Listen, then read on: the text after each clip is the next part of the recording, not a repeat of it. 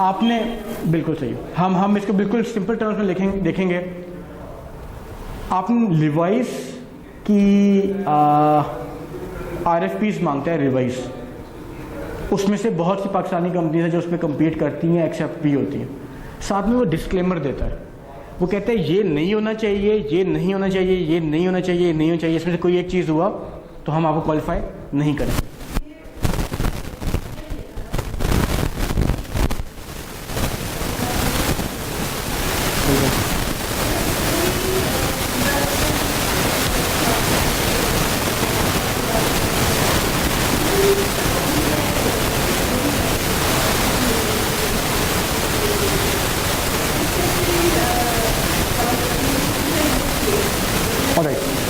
आप हम बात करते हैं in case of MES। Website चले जाए, एक बहुत आसान तरीका है, वो आसान तरीका है क्या ये PEC का एंडोर्स सप्लायर है कि नहीं, इनका काम यहाँ पे आकर ख़त्म हो जाता है। इसके आगे काम हो जाता है PEC का, उसने चेक करना है कि ये 10 चेकलिस्ट उसने पूरी की हुई है कि नहीं की हुई, वो ऑडिट कंडक्ट करेगा उनका, वो फिजिकल इंस्पेक्शन कंडक्ट करेगा, वो इन्वेंट्री देखेगा, मशीन देखेगा, स्केल देखेगा, कंपनी का लेवल देखेगा, ये सारा कुछ देखना उसका काम। So we have specialised departments who do this. In terms of international levies की हम बात कर लें, अगर ये लोकल की एग्जांपल है, अगर हम लिवाइस की बात करें तो इन्वायरमेंटल ऑडिट्स कंडक्ट होते हैं। इन्वायरमेंटल ऑडिट कंडक्ट करने के लिए इंटरनेशनल कंपनीज हैं। चाइल्ड लेबर पे ऑडिट्स कंडक्ट होते हैं।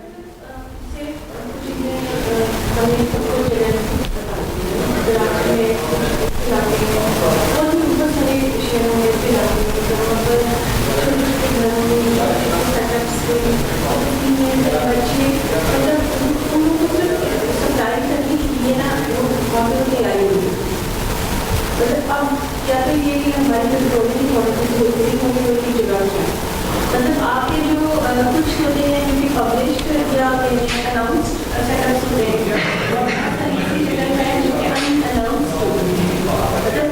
फॉर एग्जाम्पल देखें, हम let's keep it to broad term, regulatory का रोल क्या होता है रेगुलेटर का, या वो कैसे इंश्योर करता है, हम उस पर इतना डिटेल में नहीं जा रहे होंगे, लेकिन आपको क्वेश्चन आंसर करने के लिए मैं पाकिस्तान इंजीनियरिंग काउंसिल की सिंपल सी एग्जांपल देता हूँ। पाकिस्तान इंजीनियरिंग काउंसिल सिर्फ उनको सर्टिफाई करता है, उनको एंडोर्स करता है, उनको लाइसेंस देता है जो उसकी चेकलिस्ट को पूरा कर रहे हैं। फॉर एग्जांपल हम बात करते हैं कि नंबर ऑफ क्रेन्स इतने होंगे तो आप इस लेवल का काम कर सकते हैं। अब वो इंश्योर करेंगे जाके वहाँ पे कि इतने नंबर ऑफ क्रेन्स अवेलेबल हैं तो इस लेवल काम करेंगे।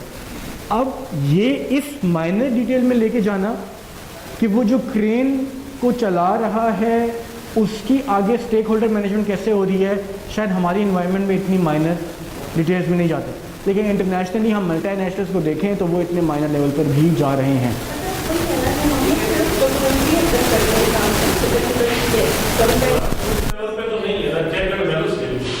सर ग्रासरूट लेवल पे आपको हमें पता क्या चलता है लेकिन बट हम इसको जो है थोड़ा सा yes we'll keep it by book, और प्रैक्टिकली क्या एप्लीकेबल होता है क्या नहीं होता उसको हम थोड़ा सा केस स्टडी की टर्म्स में देख लेंगे, जहाँ पे मेरा बहुत माइंड है, इसमें कोई 6-7 केस स्टडी मेरे पास अभी तक मैं कर सका हूँ उसमें।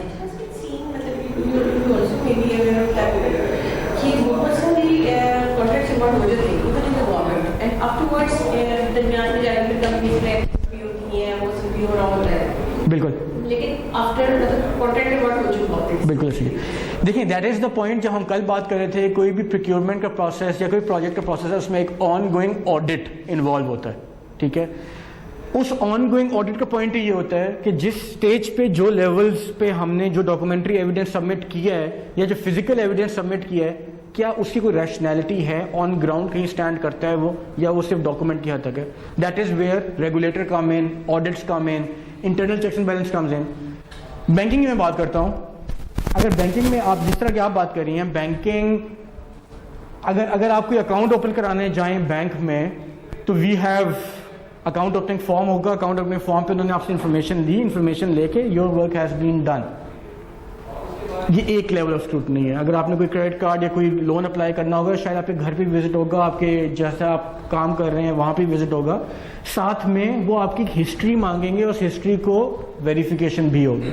नाउ इट डिपेंड्स किस लेवल पर आप जा रहे हैं। डिस्पाइट ऑल दीज थिंग्स हम बात करते हैं बैंकिंग में कितने लेवल ऑफ कंट्रोल्स होते हैं, उसमें हम कहते हैं कि इंटरनल कंट्रोल डिपार्टमेंट होता है, then we have internal audit department, then we have compliance का department, then we have State Bank के ऑडिट का department, and then we have external auditing का डिपार्टमेंट। ठीक है, ये 5 layer of checks and balance रखने का पॉइंट क्या है? ये 5 layer of check and balance रखने का पॉइंट ही है कि जो एंड इन्फॉर्मेशन जहां तक जा रही है उसमें हर इंटरेस्ट ग्रुप अपने पॉइंट ऑफ व्यू उसको स्क्रूटनाइज करता है, कहीं पे कोई मसला आता है उसको उधर देन स्टॉप कर देते हैं। यही एग्जांपल हम इन टर्म्स ऑफ पब्लिक सेक्टर या हम MES के टर्म्स में बात करते हैं।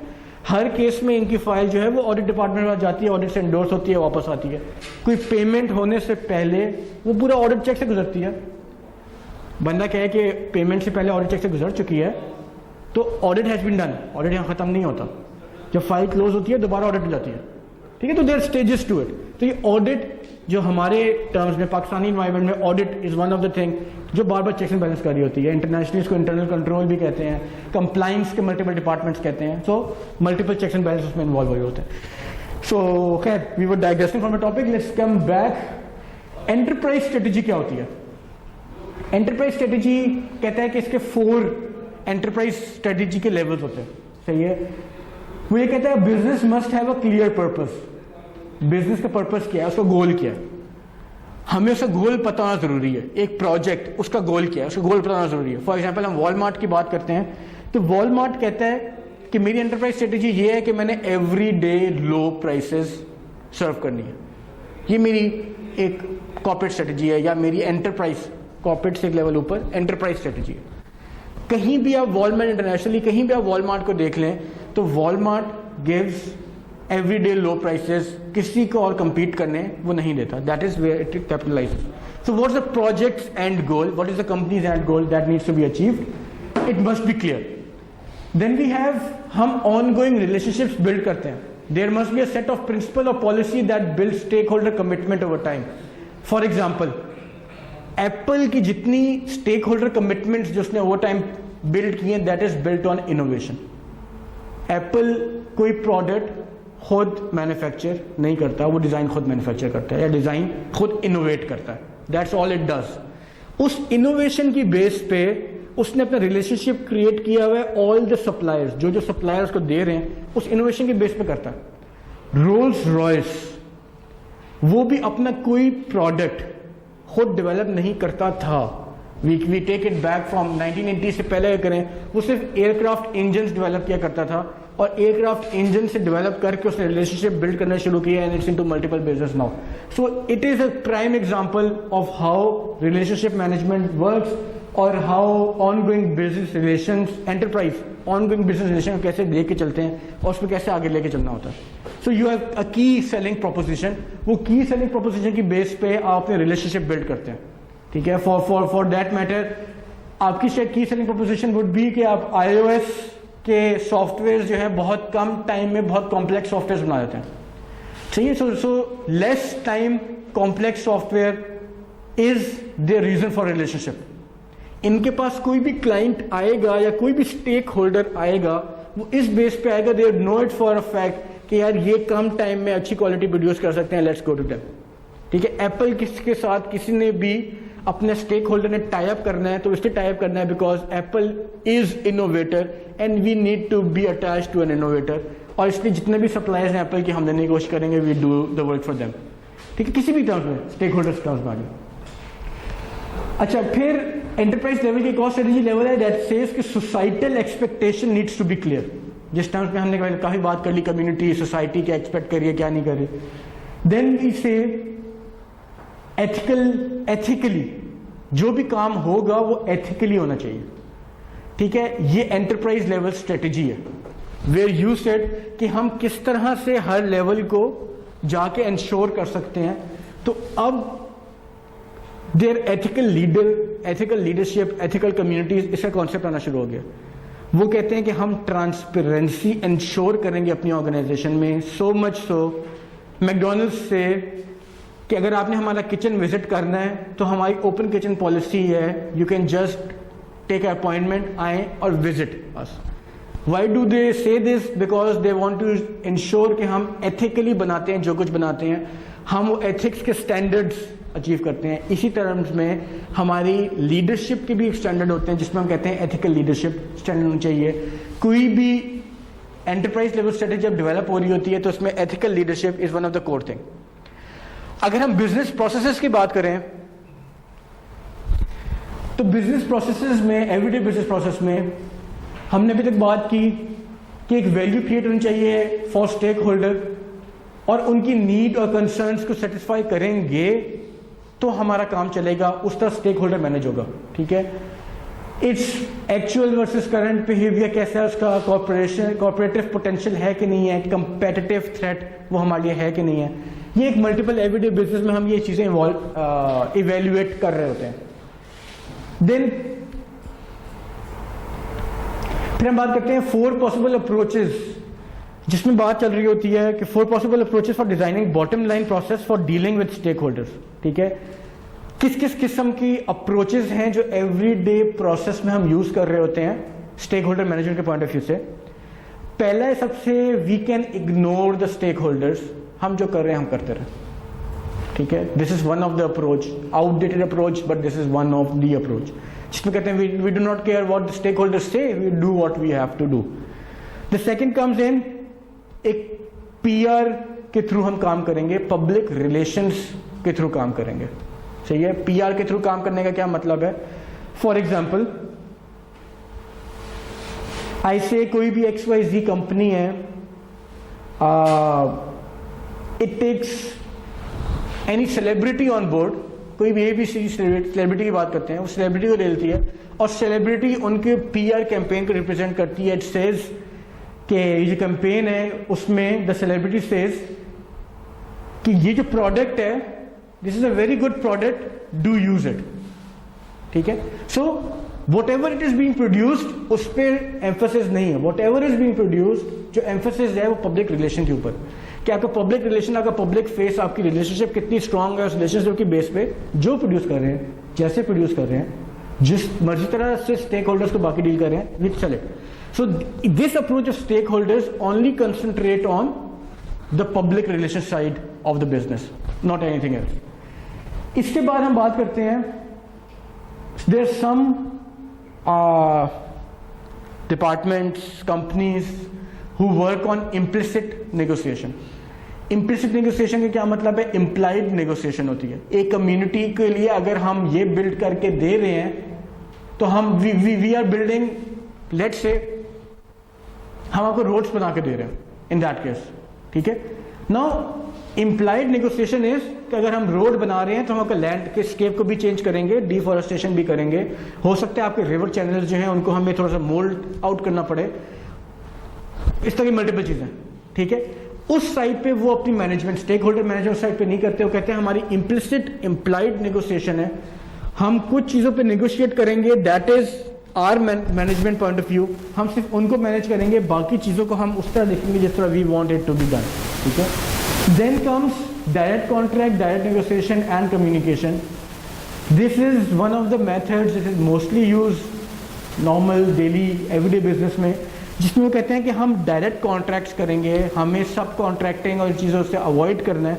We need to know who is the end consumer, we need to know who is the end producer, and we would be working hand in hand with them. ठीक है, तो यहाँ पे this approach of stakeholder management says कि हम middle tiers को remove करेंगे, end to end जितने स्टेक होल्डर्स हैं उन सबको we put it on a table, उनसे कम्युनिकेट करेंगे और उनसे डायरेक्टली नेगोशिएट करेंगे।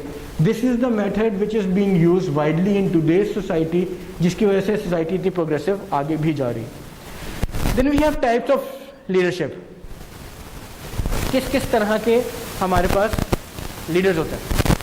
तो we have 3 types of leaders. Anyone who is leading a project is a leader, anyone who is leading a company is a leader, anyone who is leading a team is a leader, anyone who is leading a department is a leader. सही है? So we all are leaders in ourselves. बाकी stake holder को manage करने से पहले हमें अपनी कुछ क्वालिटीज़ होती हैं जिनको डेवलप करना पड़ेगा ताकि हम बाकी स्टेक होल्डर्स को मैनेज करें। अगर हम एक सुपरफिशियली देखें किस किस किस्म के लीडर्स होते हैं, एक ए मॉडल लीडर्स होते हैं जिसको हम कहते हैं they emphasise on getting things done और आउटकम को बाद में इवेलुएट करते हैं. I won't take the name of department, but we have people here जिनकी ऑर्गेनाइजेशंस में ऐसे things are being done from years, इस तरीके से, और अभी भी इस तरह से ही काफ़ी हद तक काम चल रहे हैं. Then we have value based leaders. Value based leaders is what medium scale, small scale businesses usually focus on. Small scale projects, medium scale projects usually focus on. वो कहते हैं कि हम ethics की बेस पे और values की base पे लीड करेंगे. we'll manage based on the ethical values, the ethics हमारे जो हैं उसकी बेस पे हम लेके चलेंगे. उसकी वजह से if I talk about let's say कोई भी स्मॉल स्केल कंपनी की हम बात कर लें, अलीबाबा की बात कर लें for example. Alibaba, Jack Ma, he was nothing in 2015, 2014. We didn't even know about him back then. ठीक है, he is an ethical leader. People say he is an ethical leader. और वो अपने स्टेक होल्डर्स जैसे manage करता है, वो अपनी वैल्यूज, अपनी एथिक्स की वजह से करता है. So everyone wants to work with him, और उसके stakeholders are very loyal to him as well. और that is one of the reason कि उसने आज global industry in terms of wholesale distribution को मोल्ड कर लिया in terms of e commerce. और you talk about any end of the world, that wholesale distributor enjoys being listed with Jack Ma या Alibaba for him to be listed as a global supplier. ठीक है, तो there reasons कि आपने stake holder कैसे manage कर रहे हैं, आप यहाँ पे लीडरशिप क्वालिटीज कैसी हैं. Then we have okay so जी लास्ट टाइम आपने वो पढ़ी थी टाइप्स लीडरशिप की, वो front line managers, middle line managers और टॉप लेवल मैनेजर्स. ये based on these skills, these attributes can be available in any stage of management. जिससे मैंने आपसे बात की, आप एक प्रोजेक्ट को लीड कर रहे हैं तो ये लीडर फॉर द प्रोजेक्ट. अगर आप एक टीम को लीड कर रहे हैं, ये लीडर फॉर द टीम. अगर आप एक डिपार्टमेंट को कर रहे हैं तो आप उस डिपार्टमेंट के होंगे. Even if you are a one man show, you might be a leader for yourself because you represent a part of a department as well. ठीक है, अगर आप एक कंपनी को रिप्रेजेंट कर रहे हैं तो you are leader for the company. तो आपकी जो लीडरशिप है उसके एट्रीब्यूट्स क्या हैं, वो किस तरह से, वो एथिकल लीडर टाइप में चलती है, वो एमोरल में चलती है, वो वैल्यू बेस्ड चलती है, वो दूसरों की वैल्यूज को प्यार करती है. वो ये जो ये बिजनेस उसके ऊपर नहीं है, मतलब बिजनेस लेवल पे ये बात नहीं, ये पर्सनल लेवल पे बात है. ये पर्सनल लेवल पे बात है बिकॉज देखिए वो तो फिर इंडिविजुअल कैरेक्टरिस्टिक्स आ जाते हैं. बिल्कुल, लीडरशिप कैरेक्टरिस्टिक्स भी कह सकते हैं इसको. जिस तरह मैंने आपको कहा, एक लीडर अगर वो बिजनेस को लीड कर रहा है तो बिजनेस लेवल की बात हो जाएगी. अगर वो डिपार्टमेंट ये चीज जो है ये तो कंपनी पॉलिसी भी आ जाती है. नहीं. Okay, so how we differentiate this from a company strategy. Company strategy होती है कंपनी क्या लेआउट करती है कि ये इस तरीके से हम चलेंगे. कंपनी वुड नेवर से कुछ लोगों का पर्पस ये होता है कि बिजनेस में कंपनीज है कि उनका जो है रिटर्न ज़्यादा आएगा, उनका मतलब उन्हें अर्निंग ज़्यादा करनी है. कुछ भी होता है कि जैसे ये वाले यदि वैल्यू बेस्ड मतलब उनके अपने प्रिंसिपल्स हैं, जैसे एप्पल की है. एप्पल का जो पूरा फोकस है उसको प्राइस के ऊपर नहीं था, मतलब प्राइस इतनी आ जाए बट क्वालिटी इतनी ज़्यादा हो कि उसको कोई तकलीफ ना कर सके. बिल्कुल ऐसे ही है. ये बिजनेस गोल है जिसकी आप बात कर रहे हैं, बिजनेस स्ट्रेटजी है, बिजनेस गोल है. प्राइस ऊपर होनी चाहिए, इनोवेशन ऊपर होनी चाहिए, क्वालिटी ऊपर होनी चाहिए. उसका ताल्लुक इन तीन चीजों से नहीं है. कोई ऐसा बंदा हो सकता है जो कहेगा यार इनोवेशन ज्यादा करनी है, कैसे करनी है, मेरा तरीका करने का है, इनोवेशन करो, आइटम जो मर्जी होती है, इनोवेशन करो वैल्यू के तरीके से, वैल्यू इंकलकेट करो लोगों के अंदर ताकि वो इनोवेटिव बने. ठीक है. And third thing can be आप एथिकल मीन्स से वैल्यू क्रिएट करें. ये आप प्रिंसिपल्स के बेस पे करें, वैल्यूज के हार्म्स देखें, बेनिफिट्स देखें, इफेक्टिवनेस देखें, स्टेक होल्डर की कितनी है, रिलेशनशिप उनसे मैनेज करें. उस टर्म्स में भी इनोवेशन डेवलप हो सकती है. These all three are business. ये टाइप ऑफ लीडर है. ये डिफरेंट एनवायरनमेंट में डिफरेंट लीडर्स एग्जिस्ट करते हैं. एक कंपनी में इस तरह के तीनों लीडर्स एग्जिस्ट कर सकते हैं. ठीक है. इसका leadership types of leader for managing stakeholders बताना ज़रूरी इसलिए है ताकि जब हम आगे डिस्कशंस कर रहे हो तो हमें पता हो कि हम किस टाइप ऑफ लीडरशिप एट्रीब्यूट्स को टारगेट कर रहे हैं कि this is a type of leadership attributes that we need to inculcate in ourselves in order to manage stakeholders successfully.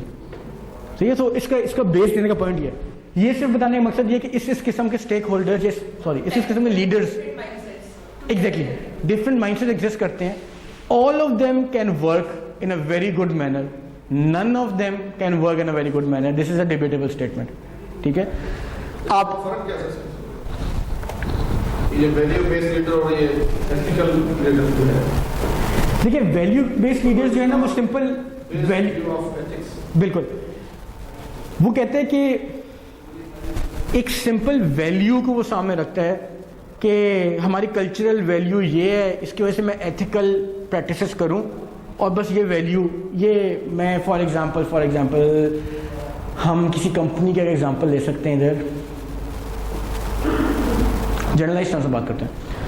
एक इंडिविजुअल है, वो कहता है कि मेरे पास ये 4 सेट ऑफ वैल्यूज़ हैं। वैल्यू फॉर एग्जांपल किसी भी एग्जांपल आप ले लें वैल्यू की, ओवर टाइम नहीं करना, लेट्स से कि एनी एग्जांपल ऑफ वैल्यू। ठीक है, उस वैल्यू के अराउंड उसकी जितनी लीडरशिप है ना वो उस वैल्यू के अराउंड चल रही होगी।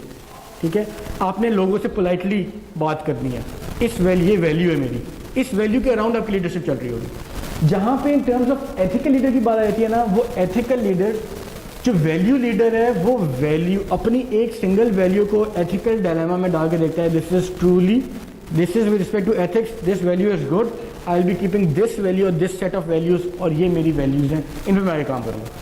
जो एथिकल लीडर है ना वो हर किस्म के एथिक्स के डायनामिक्स को देखता है।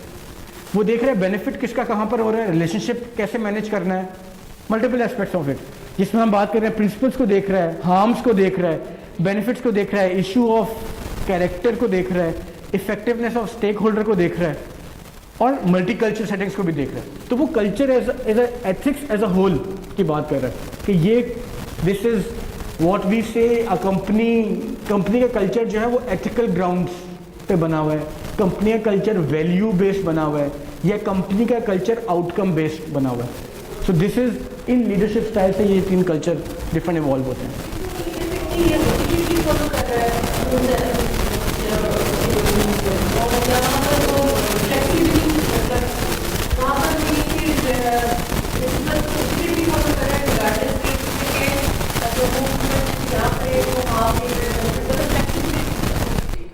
बेसिकली इस टर्म्स में जो बात होती है ना, ये कि लीडर के अपने कुछ सेट वैल्यूज हैं, उन वैल्यूज के अराउंड वो सारा काम कर रहा है, और वो कहता है कि these values should be ethical, these values जो सेट ऑफ वैल्यूज है दे शुड बी एथिकल। ठीक है, इस व्यू में वो कहता है कि everything that I do should be ethical, और एथिक्स ये कहती है कि I need to examine values which is one of the pillar. ठीक है, प्लस मैं प्रिंसिपल्स को भी देखूंगा, मैं हार्म्स को भी देखूंगा, बेनिफिट्स को भी देखूंगा, कैरेक्टरिस्टिक्स को भी देखूंगा, स्टेक होल्डर रिलेशनशिप को भी देखूंगा, और मल्टी कल्चरल सेटिंग्स को भी देखूंगा। That is how it differentiates between it. अगर मैं बात करता हूँ इन terms of A moral leader, यहाँ पर एक कैरेक्टरिस्टिक मौजूद होगी कि वो कर रहा है थिंग्स आर डन, और बाद में हम उसको देख रहे हैं तो ये रिजल्ट ओरिएंटेड व्यू ले रहा होगा, रिजल्ट ओरिएंटेड व्यू ये भी ले रहा होगा, लेकिन उसके साथ वो बाकी चीज़ों को भी एग्जामिन कर रहा है, तो बाकी चीज़ें कैसे इवॉल्व करती हैं।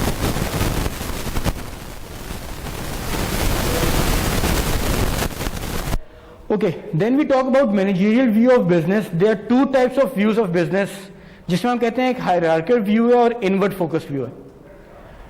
हायरार्किकल व्यू क्या कहता है? हायरार्किकल व्यू ये कहता है एम्प्लॉइज के ऊपर मैनेजमेंट के ऊपर कॉर्पोरेट बोर्ड, कॉर्पोरेट के ऊपर स्टेक होल्डर्स, और इन सबको एक्सटर्नल स्टेक होल्डर्स मैनेज कर रहे हैं इन वन वे और अनदर, या ये एक्सटर्नल स्टेक होल्डर्स को मैनेज कर रहे हैं, लेकिन everyone does that in a hierarchy. This is what is being followed in most of Pakistani organization. For example, employees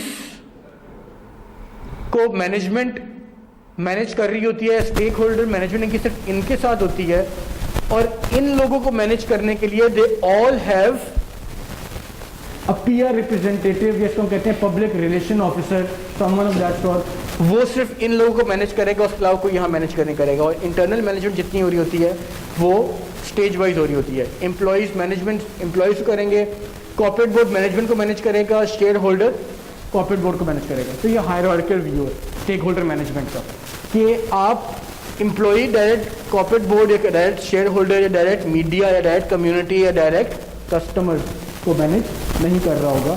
everyone has a set definite rule of hierarchy, उसका follow कर रहा होगा। इसके बाद then we have managerial model which says कि things are inward focused. ये inward focus view लेता है, वो इनवर्ड फोकस व्यू से लेता है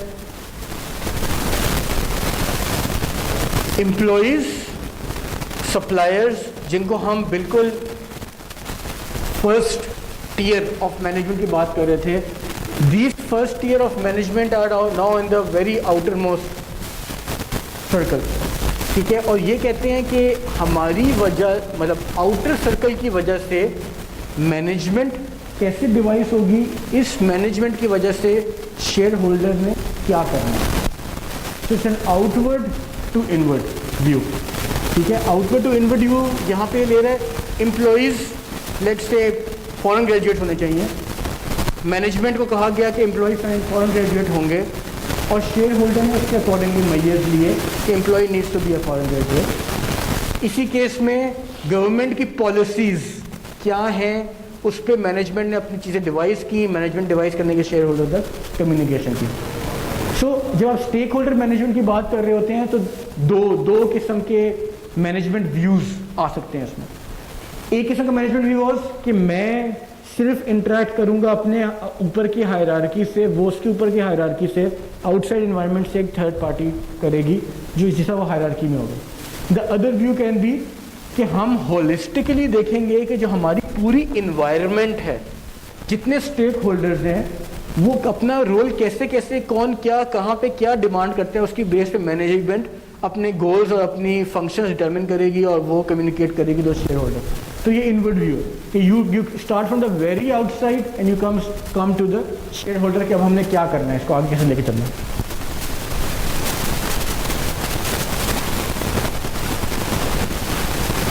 इसको हम करते हैं एक ब्रेक के बाद। लेट्स आगे जो हम डिस्कस कर रहे होंगे after the break would be changes in business world. हमारी किस किस किस्म के क्या बिजनेस वर्ल्ड में क्या चेंजेस आई हैं, मैक्रो लेवल पे, रिलेशनशिप लेवल पे, एबिलिटी लेवल पे, जिसकी वजह से हमें ये सारा इन्वायरमेंट जो आगे डिवाइस हुआ है वो किस तरह से डिवाइस हुआ है। बिफोर दैट हम एक सिंपल सी बात कर लेते हैं। It's almost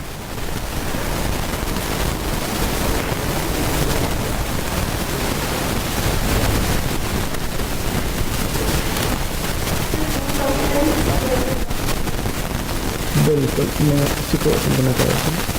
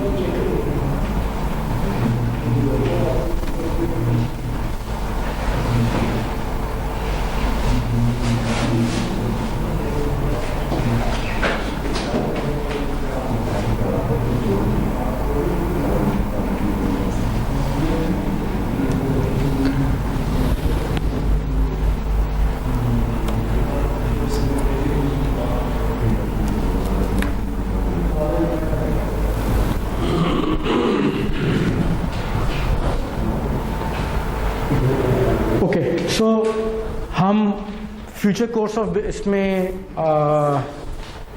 16 weeks 14 to 16 weeks हम क्या कुछ कवर कर रहे होंगे, एक जनरल से उसकी बात कर लेते हैं, then will take a break. So जो हमने बात की अभी, पूरा एनवायरनमेंट समझा हमने अभी कि क्या एनवायरनमेंट है और एनवायरनमेंट फॉर्मुलेट कैसे होता है। ये एनवायरनमेंट समझना ज़रूरी इसलिए था कि आपको पता हो कि आप किस किस्म के एनवायरनमेंट में डील कर रहे हैं, उसमें आप कहाँ पे फॉल करते हैं, उस फॉल करने के बाद आपकी उस तरह के स्टेक होल्डर्स को मैनेज कैसे किया जा सकता है। ठीक है, so the very next lecture would be a basic framework कि स्टेक होल्डर को मैनेज करने का एक फ्रेमवर्क क्या होता है। देन स्टेक होल्डर्स मल्टीपल किस्म के क्या होते हैं, उनका पर्पस क्या होता है, हर किसी की अपनी लेवल की वैल्यूज क्या होती हैं, सो दैट वी अंडरस्टैंड कि अगर हम किसी भी लेवल से डील कर रहे हैं तो what is the level of values या रिलेशनशिप जिसमें हमें उनको बिल्ड करना चाहिए। देन एक एंटरप्राइज स्ट्रेटेजी कंसर्न्स क्या होते हैं और उसके कंपोनेंट्स क्या होते हैं। दिस वुड हेल्प अस एक मिडिल मैनेजमेंट से हम बात करते हैं, एक मिडिल मैनेजमेंट एंटरप्राइज स्ट्रेटेजी को लेकर चल रही होती है। If we are in a middle management role या we see someone in middle management role या फ्यूचर में अगर मिडिल मैनेजमेंट में जाते हैं तो हम कैसे देख रहे होंगे कि हमारे कंपोनेंट्स और कंसर्न्स क्या होते हैं, उनको हम एड्रेस कैसे करेंगे। Then we have strategies for creating value for stake holders.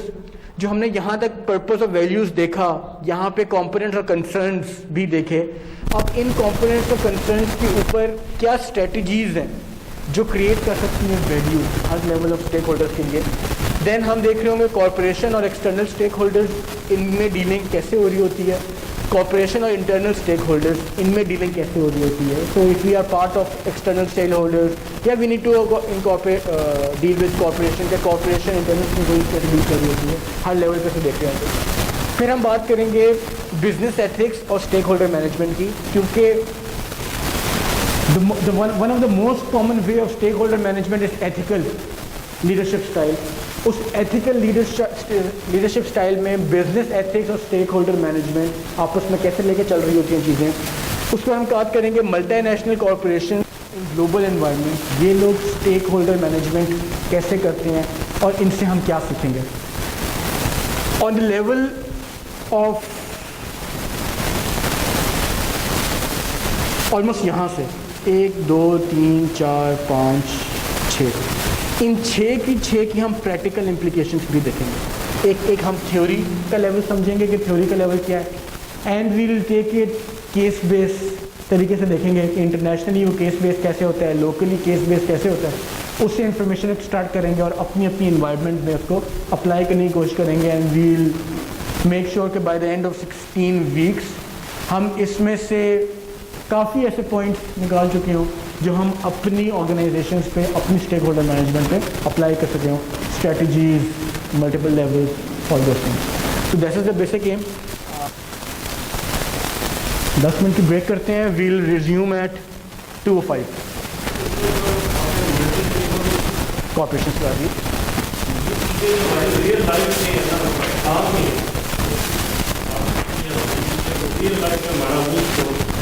देखो सही है, देखिए मैंने आपको जितना ये कोर्स है ना, उसको मैंने केस बेस इसलिए रखा है कि आप रियल लाइफ से उसके एग्जांपल्स ग्रास्प कर सकें। पाकिस्तान की एग्जांपल्स में थोड़ी सी कॉम्प्लिकेशन, आई ट्राई कि पाकिस्तान के हमें एग्जांपल्स मिल जाएं, काफ़ी मिल जाएं। पाकिस्तान की एग्जांपल में थोड़ी सी कॉम्प्लिकेशन ये हो जाती है कि information is not very transparent. लेकिन एक चीज़ इज़ फॉर श्योर, जो कल्चर इंटरनेशनली ऑर्गेनाइजेशंस का चल रहा है वही कल्चर पाकिस्तानी ऑर्गेनाइजेशंस का भी चल रहा है। तो हम किसी इंटरनेशनल ऑर्गेनाइजेशन को स्टडी करके उसमें से कुछ एस्पेक्ट्स निकालेंगे, लर्निंग पॉइंट्स निकालेंगे और उसको फिर हम अपनी ऑर्गेनाइजेशन पर अप्लाई कर सकते हैं। तो we'll do it in applied manner. Study हम इंटरनेशनल की ऑर्गेनाइजेशन करेंगे, उसमें से जो लर्निंग आउटकम्स हैं उसको हम अप्लाई करेंगे इनटू आवर ओन ऑर्गेनाइजेशन। तो उससे आपका दोनों का कनेक्शन आ जाएगा कि इंटरनेशनल वर्ल्ड में क्या हो रहा है, आपके जो इंटरनेशनल स्ट्रेटजीज या रिलेशनशिप मैनेजमेंट है या स्टेक होल्डर मैनेजमेंट है वो कैसे होती है और उसको हम पाकिस्तानी इन्वायरमेंट में या अपनी कंपनीज के इन्वायरमेंट में कैसे अप्लाई की जा सकती है। बेस्ट प्रैक्टिसेस की टर्म्स में भी हो सकता है। तो वो we understand from there market and apply into our markets, that is a concept basically, ताकि हमारी नॉलेज कुछ इन्हांस हो। हमें लोकल सिनेरियो में क्या चल रहा होता है तो हमें पता होता है, हमारे ऑर्गेनाइजेशन में क्या चल रहा है हमें पता है। लेकिन internationally what is the best practice that can be applied to us is more value adding मेरे अंडरस्टैंडिंग में, ठीक है। बाकी इंशाल्लाह हम will keep it a two way communication, और उसमें जहाँ जहाँ हमें कुछ मोल्ड करने की जरूरत पड़ी will be moulding, will resume at 2:05। So we were talking about change in the business world. यहाँ पर आके हम रुक गए थे और हमने कहा था मल्टीपल डायमेंशंस होती हैं जिसकी वजह से चेंजेस अकर हुई हैं। एवर इवॉल्विंग प्रोसेस और एवर इवॉल्विंग प्रोसेस को हम थोड़ा स्टडी करेंगे किस वजह से किन डायमेंशंस में चेंज होती हैं। पहले हम बात करते हैं मैक्रो लेवल चेंजेस जो होती हैं, they are uncertain and beyond the business control, ठीक है। इसकी वजह से बिजनेसेस को अडॉप्ट करना पड़ता है। Stakeholder management is a very vital role because of one of this reason, ठीक है।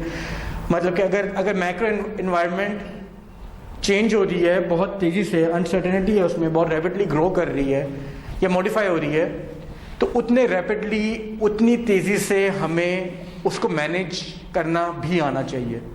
सो the macro environment stakeholders का यहाँ पर जाकर रोल आता है। Then we have critical relationships होते हैं कुछ बिजनेस में who which have experience critical changes, इनको भी मैनेज करना आना चाहिए। एक डायमेंशन ये भी है बिजनेस वर्ल्ड की। द थर्ड डायमेंशन इज कि एक्सटर्नल इन्वायरमेंट की को मतलब इन्फ्लुएंस, प्राइमरी रिलेशनशिप्स कैसे इन्फ्लुएंस कर सकते हैं एक्सटर्नल इन्वायरमेंट्स को, ठीक है। तो हमें प्राइमरी रिलेशनशिप्स को अपने मैनेज करने का तरीका आना चाहिए। ये 3 मेजर डायमेंशंस हैं किसी भी बिजनेस वर्ल्ड की, जिनको अगर हम मैनेज करने का तरीका सीख लें तो हम कैसे मैनेज करनी होती हैं चीज़ें, स्टेक होल्डर सारे कैसे मैनेज होते हैं, उसकी हमें एक ओवरऑल अंडरस्टैंडिंग आना शुरू हो जाती है। इनके sir example Marco level change क्या चीज़ें एक्सप्लेन क्रिटिकल रिस्क कॉम्पोनेंट्स आपने कहा और आ गया, आपने कहा और आ गया। मैक्रो लेवल की अगर हम बात करें तो मैक्रो लेवल में हमारे पास सबसे पहले लिबरलाइजेशन ऑफ मार्केट्स की बात करते हैं हम। मार्केट्स किस तरह से मार्केट कैसे ऑपरेट करती है। मार्केट में मल्टीपल किस्म के प्लेयर्स होते हैं। फ्री मार्केट प्लेयर्स होते हैं, स्टेट ओन्ड एंटरप्राइजेस होती हैं। अगर हम पाकिस्तान की थोड़ी सी लोकल एनवायरनमेंट की बात कर लें तो until 1970s 1980s early 1990s तक भी हमारे पास स्टेट ओन्ड एंटरप्राइजेस का कॉन्सेप्ट था। इस टाइम पर भी स्टेट एंटरप्राइजेस हैं हमारे पास। OGDCL की बात कर लें, PTCL की बात कर लें, for that matter multiple state owned enterprises हमारे पास काम कर रही हैं। Then we have free market players. जो फ्री मार्केट प्लेयर्स हैं इनके इंट्रोडक्शन से या स्टेट ओन को फ्री मार्केट पे ले जाने से हमारी जो डायनामिक है माइक्रो एनवायरनमेंट की ये टोटली चेंज हो गई। फ्री मार्केट प्लेयर्स जो हैं they work on market forces of demand and supply. इनको डील करने के टोटली डिफरेंट तरीके होते हैं। State owned enterprises they usually work on the concept of monopoly, जिसको हम कह सकते हैं अ टाइप ऑफ मोनोपली, जिसमें they are the only player और one of 2-3 players, one of the couple of player to rule the market, और उनको फिर उस challenges के हिसाब से हम लेके चल रहे होते हैं। Then we have liberalization of political institutions, जिसमें हम कहते हैं कि macro changes में political institutions जो हैं वो ज़्यादा democratic हो गए हैं और minority का rights का ख्याल करना शुरू हो गए, which was not true previously. So now if we talk about the management of macro environment, तो उसमें हमें डेमोक्रेटिक पॉलिटिकल एनवायरनमेंट को भी माइंड में रखना होता है और माइनॉरिटी के राइट्स फॉर दैट मैटर उसको भी माइंड में रखना होता है। पॉलिटिकल एनवायरनमेंट को हम कंसिडर करके आगे चलते हैं। Then environmentalism and other social values. अगर हम इसमें बात करें तो इन्वायरमेंट के 2-3 डिफरेंट एस्पेक्ट्स हैं। The first of the aspect is जो हम पहले बात किया करते थे, that is environment of a company was limited to its supplier। जो ट्रेडिशनल बिजनेस चेन की बात करें, अगर हम वैल्यू चेन की भी बात करें तो उसमें सप्लायर्स के sellers, producers, financiers maximum in तक लिमिट थी। लेकिन हम ग्लोबल मैक्रो एनवायरनमेंट की बात करते हैं, इन्वायरमेंटलिज्म में अब ग्लोबल वैल्यू चेन्स बनना शुरू हो गई हैं। फॉर एग्जाम्पल कंस्ट्रक्शन इंडस्ट्री में अगर आपको किसी एक्सकेवेटर की ज़रूरत है, हो सकता है वो एक्सकेवेटर चाइना से इम्पोर्ट हो रहा हो, सही है। So you are working with the global environment players. So आपकी जो स्टेक होल्डर मैनेजमेंट है that would not be limited to Pakistan in that terms, that would be beyond boundary as well.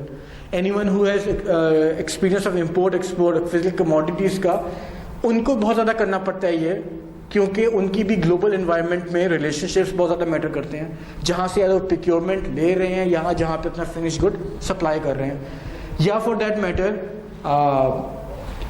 Some World Bank project, ADB projects, USAID projects, उसमें जो consultants होते हैं they are global market players who are ruled under macro environment की policies या macro economic changes के point of view से बात करते हैं उन पर. Then we have information technology. Macro environment में IT ने बहुत ज़्यादा रोल प्ले किया है उसको मॉडिफाई करने के लिए. मॉडिफाई कैसे हुआ मैक्रो एनवायरनमेंट? पहले आपको इंफॉर्मेशन अगर लेनी होती थी तो you would be contacting the department आपको रिपोर्ट सबमिट कर रहा होता था. Now it's just a click away. आपने कोई भी इंफॉर्मेशन लेनी है वो एक क्लिक पे आपको शो हो सकती है. सो स्टेक होल्डर मैनेजमेंट इसमें भी बहुत इंपॉर्टेंट है, क्योंकि पहले रियल टाइम इन्फॉर्मेशन शेयरिंग नहीं हो रही थी, इतनी ट्रांसपेरेंसी डेवलप नहीं होती थी. अब जबकि ट्रांसपेरेंसी बहुत ज़्यादा डेवलप हो गई है तो macro economic factor which is IT, उसकी वजह से ट्रांसपेरेंसी बहुत ज़्यादा इन्वॉल्व हो गई है. So you need to modify और rapidly get used to the stakeholder management उसके हिसाब से भी. सो फॉर एग्जाम्पल अगर पहले एक रिपोर्ट जो है वो 10 दिन बाद submit to the shareholder let's say, तो अब वो रिपोर्ट हो सकता है रियल टाइम में शेयर होल्डर्स को अवेलेबल हो. तो आपने रियल टाइम मैनेजमेंट भी करनी है फिर अपने शेयर होल्डर की या फाइनेंशियर की फॉर दैट मैटर, और फॉर दैट मैटर सप्लायर की, कस्टमर की. IT एग्जांपल अगर हम ले इन्वेंट्री मैनेजमेंट सिस्टम्स की is an example of IT. उसमें आप रियल टाइम एक्सेस दे देते हैं टू योर सप्लायर आपकी इन्वेंट्री लेवल को मॉनिटर कर रहा होता है. जिस टाइम पे आपकी इन्वेंट्री रिड्यूस होना शुरू होती है, supplier without you ordering supplier आपको सप्लाई शुरू कर देता है. उस सप्लाई करने का पॉइंट क्या होता है कि आप जिस टाइम तक आपकी इन्वेंट्री आगे जा रही है उस टाइम तक पिछली इन्वेंट्री आपकी पहुंच जाए. तो आपको जो स्टेक होल्डर की मैनेजमेंट है, जो सप्लायर मैनेजमेंट है, वो इस इन्वायरमेंट के अकॉर्डिंगली देखनी पड़ती है उसको. This is the modifying factors कि किस तरह से इन्वायरमेंट मॉडिफाई होता रहा है स्टेक होल्डर मैनेजमेंट का मैक्रो इन्वायरमेंट फैक्टर्स में. Then we have primary business relationships. इसमें कस्टमर्स का बहुत ज़्यादा इंपॉर्टेंट रोल है कि कस्टमर की एवोल्यूशन कैसे हो रही है, आप पे कस्टमर्स कैसे बैठे हुए हैं, किस किस्म के कस्टमर्स हैं, उस हिसाब से आपको मार्केट को रीड करना है, उस हिसाब से आपको स्टेक होल्डर मैनेज करना है. फॉर एग्जांपल हम टोयोटा की बात करते हैं. Toyota is a global car retailer player, we all know them. Mid 90s में Toyota entered US market. Toyota की अपनी dynamics, Toyota is a Japanese company, Japan से निकली जब तो they were used to making small cars, small compact cars, because Japanese family prefer small compact cars. They took it into US market and it was a complete failure. Why was it a complete failure? Because US market जो है वो Chevrolet, Cadillac इस तरह की market के आदि हैं. By taking these two names, if everyone is used to them, तो they are long cars, long broad cars. They are US market जो है वो छोटी गाड़ियों से accustomed, attuned नहीं थी.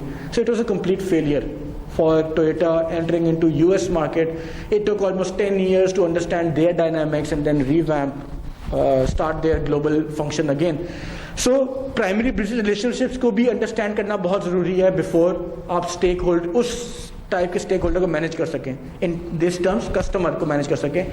जब तक आपको उस एरिया की डायनामिक्स का नहीं पता, प्राइमरी बिजनेस रिलेशनशिप का नहीं पता, आप उस स्टेक होल्डर को मैनेज नहीं कर सकते. Then we have example of Walmart. US में कुछ काउंटीज है जहां पे Walmart was a complete failure after being a giant in the cash and carry industry. So how was it a complete failure?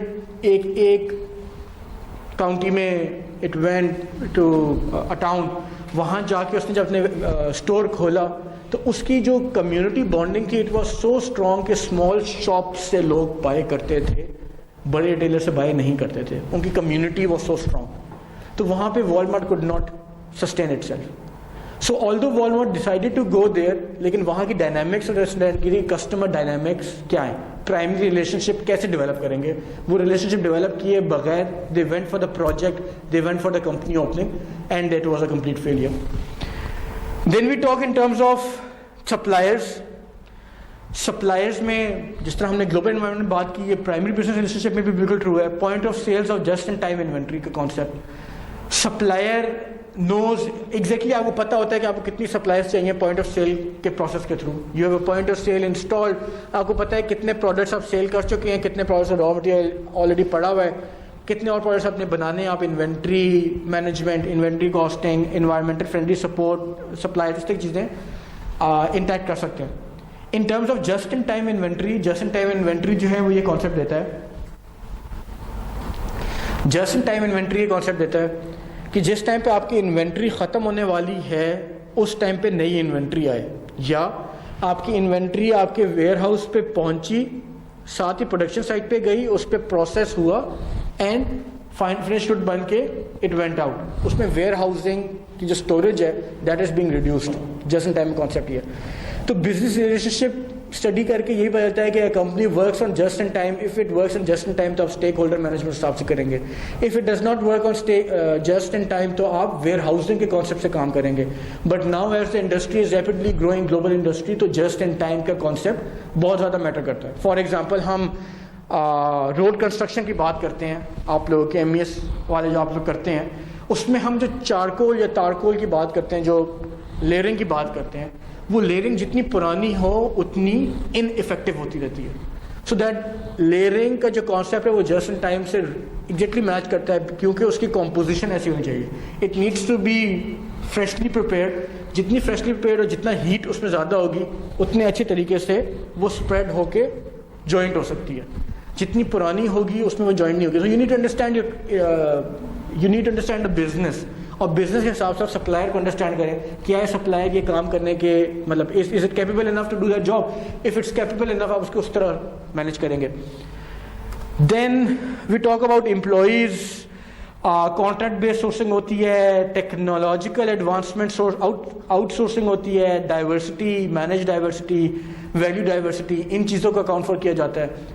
तो आप कंपनी की क्या values हैं, आप किस तरह से लेके चलना चाह रहे हैं। आप कॉन्ट्रैक्ट बेस्ड सोर्सिंग करेंगे तो एक डिफरेंट किस्म की आपकी स्टेक होल्डर मैनेजमेंट होगी। अगर आपकी टेक्नोलॉजिकल एडवांसमेंट्स के पॉइंट से काम कर रहे होंगे तो आपकी स्मॉल कॉन्ट्रैक्ट बेस्ड हायरिंग्स होंगी या ज़्यादातर आउटसोर्सिंग होगी। एंड नाउ एम्प्लॉय बेस में जो कंपनीज़ हैं वो डाइवर्सिटी को अप्रिशिएट भी करती हैं, लेकिन जब अप्रिशिएट करती हैं तो उसको मैनेज भी करना होता है, उसको वैल्यू भी करना पड़ता है in order to take it good together. Then we have financiers. Primary relationship में फाइनेंशियर पे डिपेंड करता है कि आपको ट्रांसपेरेंसी इंश्योर करनी है। फॉर एग्जांपल पाकिस्तानी मार्केट की अगर बात करें तो हेस्कॉल का केस अगर किसी को पता है तो it happened recently about 6-8 months back कि उन्होंने अपनी बुक्स को जो है विंडो ड्रेस किया हुआ था। And and of the day जिस टाइम पे एक एक्सटर्नल ऑडिटर ने उसको ज़्यादा डिटेल में स्टडी किया तो things were not as they were depicted. तो प्राइमरी रिलेशनशिप को भी आपको मैनेज करना आना चाहिए। इस केस में the primary stakeholder were not very well managed, जिसकी वजह से वो बबल क्रिएट हो गया था, इंफॉर्मेशन गैप आ गया था। इंफॉर्मेशन गैप की वजह से एक बबल क्रिएट हुआ, उस बबल की वजह से पीपल मेड ह्यूज लॉसेस। सो इसी तरह से मल्टीपल वे ऑफ फाइनेंसिंग है मॉडर्न कॉरपोरेशन की।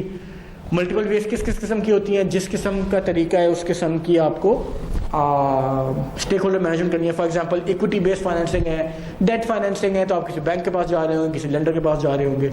जिस किस्म का उसका फाइनेंसिंग का मॉडल है उस किस्म की आपको उसकी स्टेक होल्डर मैनेजमेंट भी आनी चाहिए प्राइमरी बिजनेस के पॉइंट ऑफ व्यू से। Then we have communities. Communities primary business जैसे हमने बात की कि कम्युनिटी को बहुत ज़्यादा इफेक्ट करती है, तो इन सिमिलर मैंने आपको जो प्राइमरी बिजनेस रिलेशनशिप है उसमें कम्युनिटीज़ को भी देखना पड़ेगा कि आप किस कम्युनिटी में डील कर रहे हैं। उस कम्युनिटी बेशक वो कम्युनिटी आपका कस्टमर है या नहीं है, एज ए कम्युनिटी आप क्या उसके एक्सटर्नैलिटीज़ हैं, पॉजिटिव एक्सटर्नैलिटीज़ हैं, नेगेटिव एक्सटर्नैलिटीज़ हैं, और उन एक्सटर्नैलिटीज़ को आपने किस तरह से मैनेज करना है with respect to business primary business environment. Then we have the growing secondary business environment। growing secondary business environment में जो हमने आउटसाइड का एक environment बनाया था उसमें सबसे पहले हम बात करते हैं गवर्नमेंट की। गवर्नमेंट में क्या चीज़ें हैं जो बहुत ज़्यादा इंपॉर्टेंस रखती हैं या जो बहुत रैपिडली चेंज होती हैं या चेंज बहुत रैपिडली ना भी हो, लेकिन उनके चेंज की वजह से एक बहुत ज़्यादा इफेक्ट होती है कंपनी।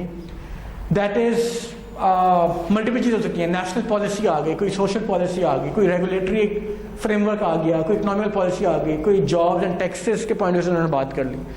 फॉर एग्जांपल अगर हम गवर्नमेंट की पॉलिसी की बात करें तो ईवी पॉलिसी आई है लास्ट मंथ, जिसको अप्लाई उन्होंने करना शुरू किया है वीक बैक से वो एप्लीकेबल हुई है, जिसमें उन्होंने कहा है कि जितने इलेक्ट्रिक व्हीकल हैं उन पे टैक्सेस को हम रिमूव कर रहे हैं। So this is one of the government policies.